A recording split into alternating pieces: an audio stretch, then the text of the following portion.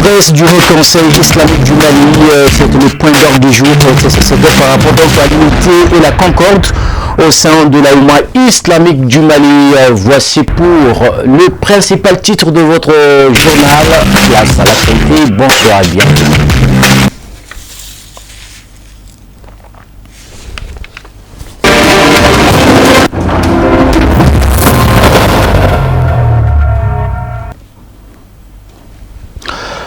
Mardi 3 février, 3 mars 2026, toutes nos excuses. Donc si vous nous rejoignez, sachez que vous suivez le journal parlé de chef, la télévision décalée pour ce mois béni de Ramadan à 19h15. Bonsoir, voici ce qui fait l'essentiel de l'actualité d'ici et d'ailleurs.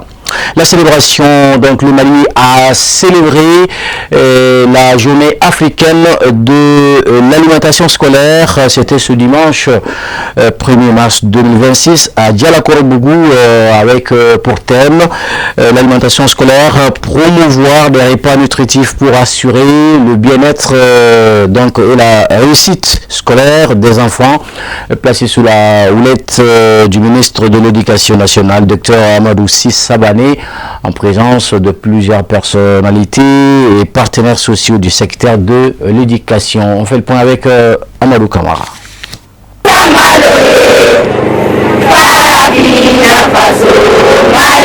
Cette journée symbolique a pour mission de sensibiliser leur conscience sur les enjeux de la nutrition des écoliers. Elle rassemble décideurs, acteurs de terrain et communautés pour façonner un avenir où chaque enfant a accès à une alimentation équilibrée. Au Mali, l'alimentation scolaire est désormais reconnue comme un moteur essentiel du développement éducatif. Sentiment de joie, de fierté, d'abriter de telles cérémonies.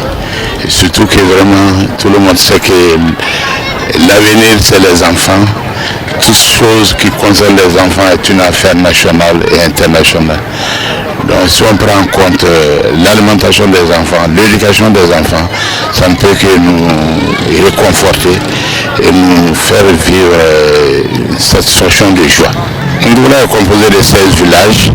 Et la cantine scolaire pratiquement se trouve dans toutes les écoles, mais comme il y a certaines écoles qui sont éclatées, ce qui fait que sur 27 groupes, il n'y a que 7 qui n'ont pas bénéficié des cantines.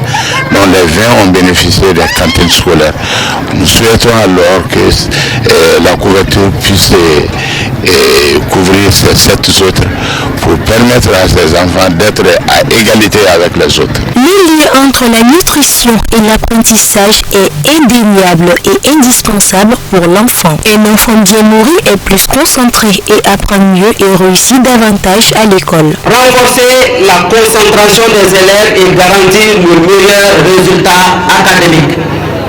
Dans notre école, la cantine scolaire représente bien plus qu'un repas quotidien. Pour beaucoup de nos enfants, elle constitue parfois le repas le plus équilibré de la journée. Nous saluons et remercions vivement l'État, les partenaires techniques et financiers, ainsi que toutes les bonnes volontés qui contribuent à la mise en œuvre du programme d'alimentation scolaire. Leur engagement est une preuve concrète d'amour envers nos enfants et d'investissement pour l'avenir de notre pays. Ici à Dialakourbougou, dans le cadre de Baginda, sous le thème garantir l'accès à des repas nutritifs, à l'eau potable et à l'hygiène, promouvoir la sécurité et la résilience de chaque investissement dans les repas scolaires au niveau africain. En nourrissant aux enfants des repas nutritifs à base de produits locaux, ces initiatives soutiennent un accès équitable à une éducation de qualité, en parfaite cohésion avec l'agenda 2063 de l'Union africaine, qui vise à construire des systèmes éducatifs inclusifs et résilients à travers le continent. Le thème retenu au plan africain est, je cite, garantir l'accès à des repas nutritifs, à l'eau potable et à l'hygiène, promouvoir la sécurité et la résilience de chaque investissement dans les repas scolaires. Ce thème, il faut le dire, est très pertinent.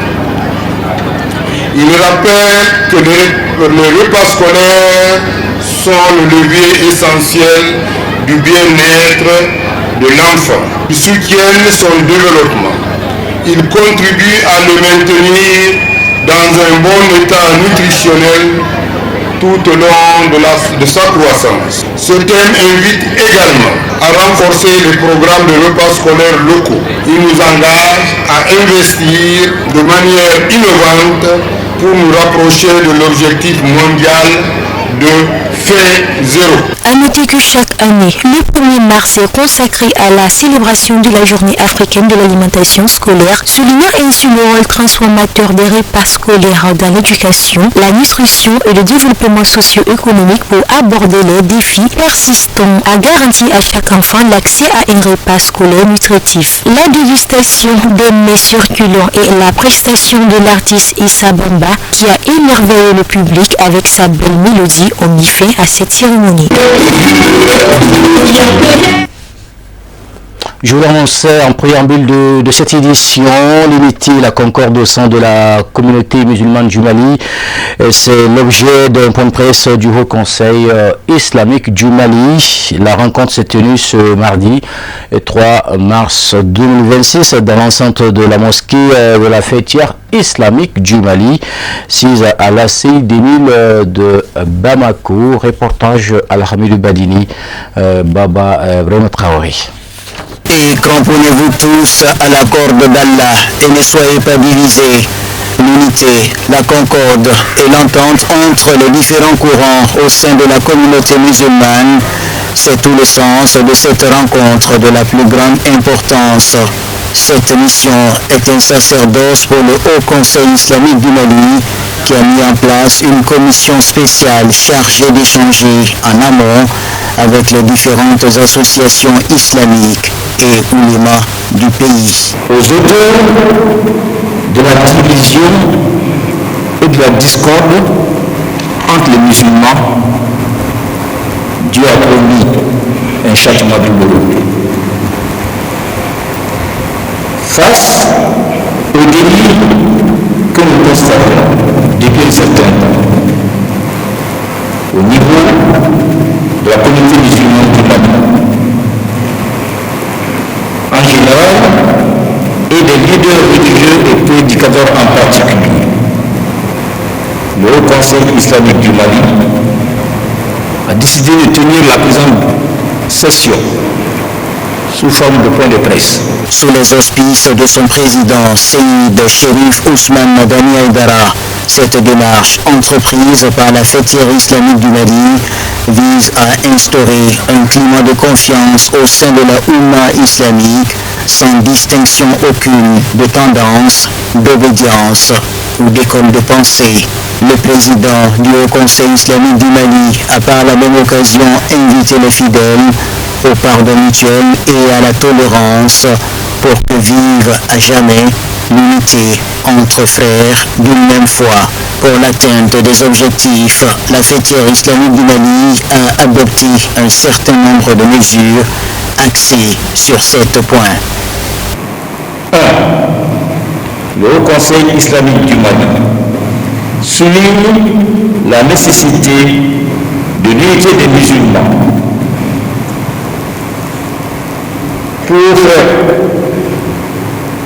pour faire face aux multiples défis auxquels la communauté musulmane est confrontée et surtout aux défis sécuritaires auxquels nous sommes confrontés actuellement. 2. Le Haut Conseil islamique du Mali insiste sur l'obligation de chaque musulman de travailler au respect des lieux saints de l'islam et de veiller donc à ce que ces lieux ne soient pas soumis à des dérives. 3. Condamne toute forme d'action, de déclaration et de publication qui vise à attiser la discorde entre les différentes sensibilités de la communauté musulmane. 4. S'engage et appelle les leaders religieux en particulier à mettre en œuvre les résolutions de l'Assemblée nationale sur la gestion des mosquées et la moralisation du prêche au Mali. S'engage également, 5, à travailler, à faire en sorte que l'unité des musulmans soit une réalité. En d'autres termes, que la présente déclaration soit mise en œuvre. Le Haut Conseil islamique du Mali engage ses membres, le président et tous les autres membres, à travailler à la réalisation de l'unité des musulmans. 7. Le Haut Conseil islamique du Mali, enfin, prie à l'occasion de ce mois béni, le Tout-Puissant Allah, pour la paix, la réconciliation, la tolérance et le savoir-vivre, le bon vivre ensemble et la cohésion nationale. Le bureau exécutif du Haut Conseil islamique du Mali entend sillonner les différentes régions du pays très prochainement pour disséminer cette nouvelle entreprise. Ce point de presse est sanctionné par les bénédictions d'usage formulées par Cheikh Yacoub Doucouré. C'était un reportage signé à la Hamidou Badini et Boubacar Traoré.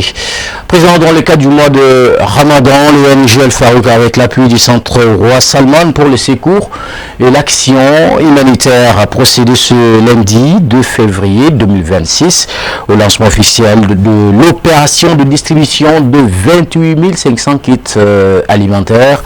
Donc la cérémonie de lancement a enregistré la présence des autorités administratives, religieuses et communales. Reportage Hassan Touji Traoré, Abdoulaye Sogodogo.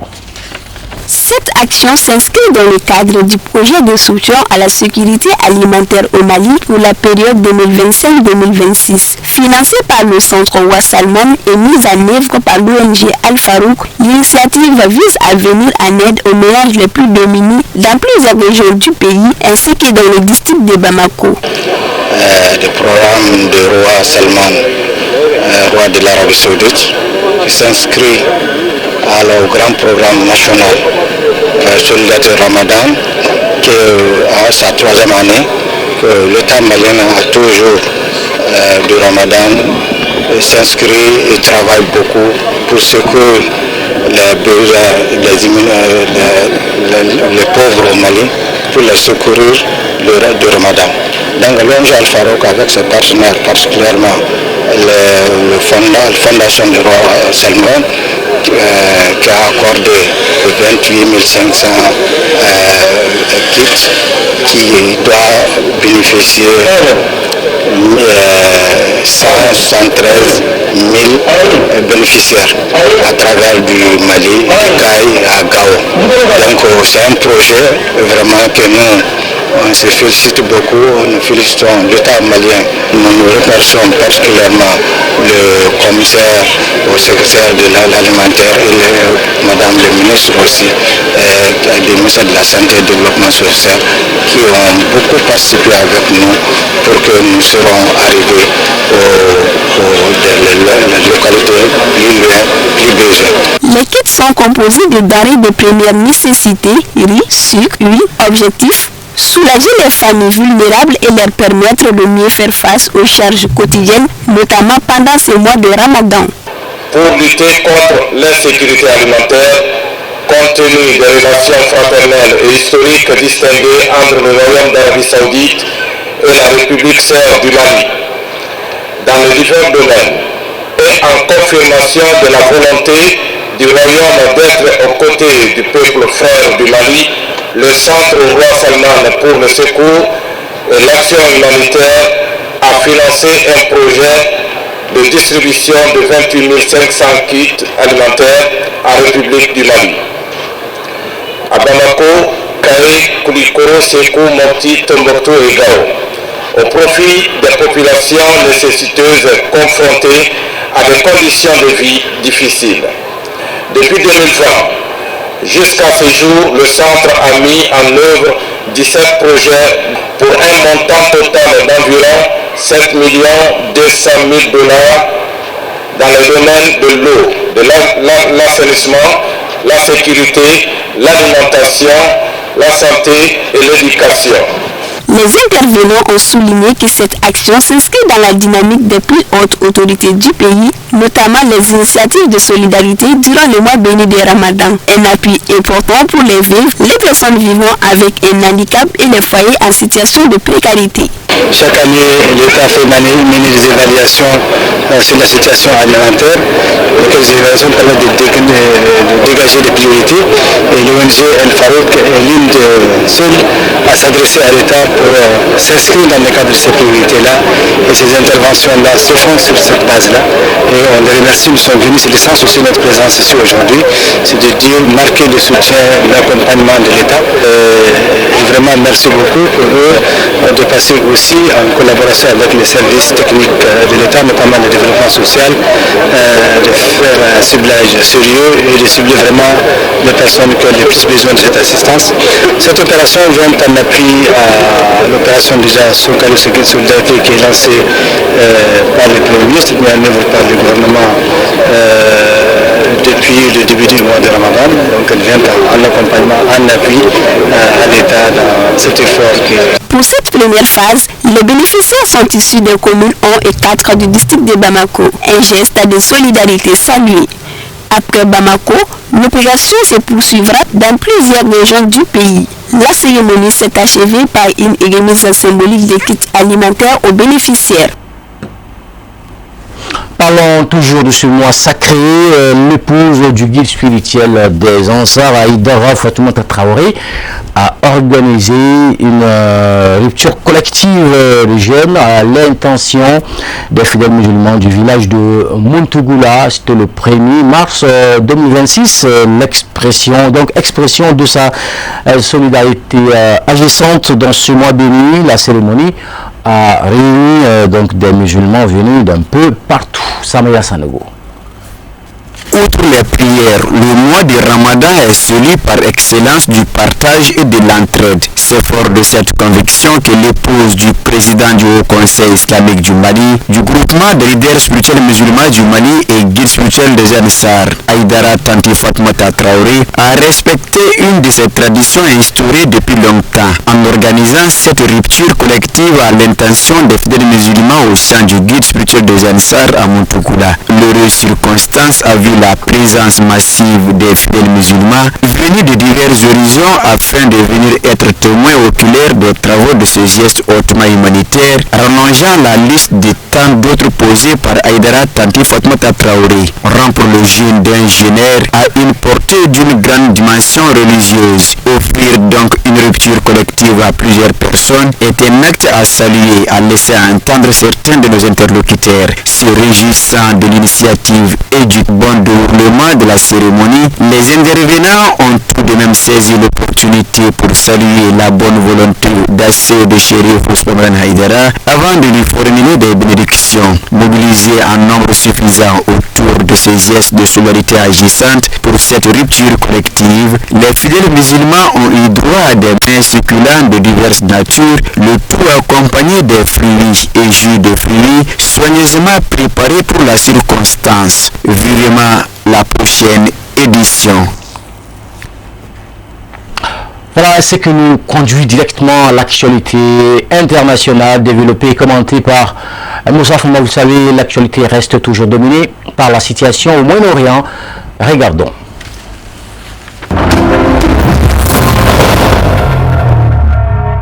Comme au cours des 300 dernières années, l'Iran n'a jamais été à l'origine d'une guerre et que nos courageuses forces armées n'ont jamais lancé d'attaque, sauf pour se défendre, nous défendrons résolument notre civilisation vieille de 6000 ans, quel qu'en soit le prix, et nous ferons regretter à nos ennemis leurs erreurs de calcul, a déclaré Larijani dans son message sur X. Larijani a ensuite déclaré que l'Iran était prêt à se défendre dans une guerre prolongée, contrairement aux États-Unis, soulignant ainsi la posture de dissuasion du pays et sa position ferme contre la tyrannie. Par ailleurs, Israël aurait attaqué la raffinerie Saoudi Aramco à Ras Tanoura dans le cadre d'une opération sous faux drapeau, a indiqué l'agence de presse Tasnim, citant une source. Selon elle, l'attaque perpétrée contre les installations pétrolières saoudiennes a été menée par des Israéliens et constitue un exemple d'opération sous faux drapeau, Elle ajoute que les installations de Saudi Aramco n'avaient jamais été visées par l'Iran. D'après les informations que nous ont fournies nos sources de renseignement, le port de Fujairah aux Émirats Arabes Unis figure également parmi les prochaines cibles des Israéliens dans le cadre de cette opération sous faux drapeau. Les États-Unis ne peuvent pas dominer l'Iran par des bombardements si ses dirigeants ne le permettent pas, note un analyste russe. Il faut bien comprendre que l'Iran n'est ni le Venezuela, ni Israël, a déclaré à Sputnik Alexandre Mikhailov, directeur du bureau d'analyse militaro-politique, commentant les risques encourus par Téhéran lors de négociations avec Washington. Pour rappel, les États-Unis et Israël ont attaqué le pays à 2 reprises en pleine négociation en moins d'1 an. L'Iran est un immense pays 80 fois plus grand qu'Israël, doté d'une puissante industrie de défense. Si les élites politiques iraniennes n'adoptent pas la position conciliante que l'administration Trump a commencé à promouvoir, cette campagne pourrait entraîner une très grande déception des États-Unis quant à leur propre capacité, a prédit M. Mikhailov. Washington cherche en réalité à reproduire en Iran le scénario du Venezuela 2.0, affirme l'expert.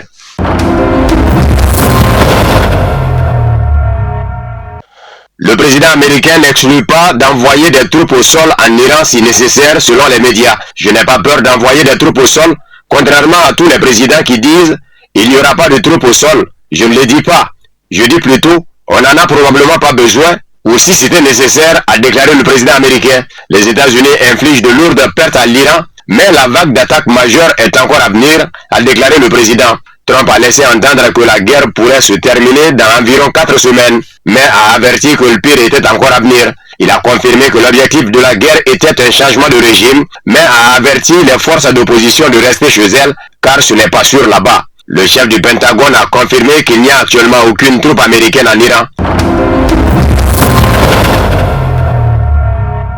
L'Iran a d'excellents renseignements sur ses cibles et exploite les faiblesses américaines selon une ex-analyste du Pentagone. 3 faiblesses ont caractérisé toutes les guerres américaines des 30 dernières années, a déclaré à Sputnik Karen Kiawowski, lieutenant-colonel à la retraite de l'US Air Force. La dépendance à des systèmes complexes de gestion de guerre centralisés, des modèles logistiques de type juste à temps pour des munitions, des missiles et des plateformes très coûteux, et bien sûr la conviction que si les guerres sont courtes, indolores et sans impact économique sur le territoire américain, alors le moral et la politique, tant à l'étranger qu'au pays, sont faciles à gérer. Le corps des guerriers de la révolution islamique a anticipé ce que les États-Unis et Israël ne peuvent gérer. Une guerre défensive multidimensionnelle capable de générer et de maintenir des coûts importants et échelonnés pour les États-Unis et Israël et leurs alliés, note l'analyste. La défense iranienne en mosaïque peut poser problème à Washington et Tel Aviv, selon un expert militaire russe. Téhéran a adopté un système de commandement décentralisé, conjugué à des plans de frappe prédéterminés, a expliqué à Sputnik Igor Korychenko, rédacteur en chef du magazine russe Défense nationale. Les actions iraniennes sont menées de manière décentralisée. L'ordre de les exécuter est entré en vigueur immédiatement après les premières frappes américaines et israéliennes. De ce fait, il est désormais impossible de les stopper. Les vagues de frappe se poursuivront jusqu'à épuisement des stocks de missiles et de drones iraniens. L'avantage, c'est de poursuivre la résistance même en cas de l'élimination de hauts dirigeants ou d'affaiblissement de la défense aérienne.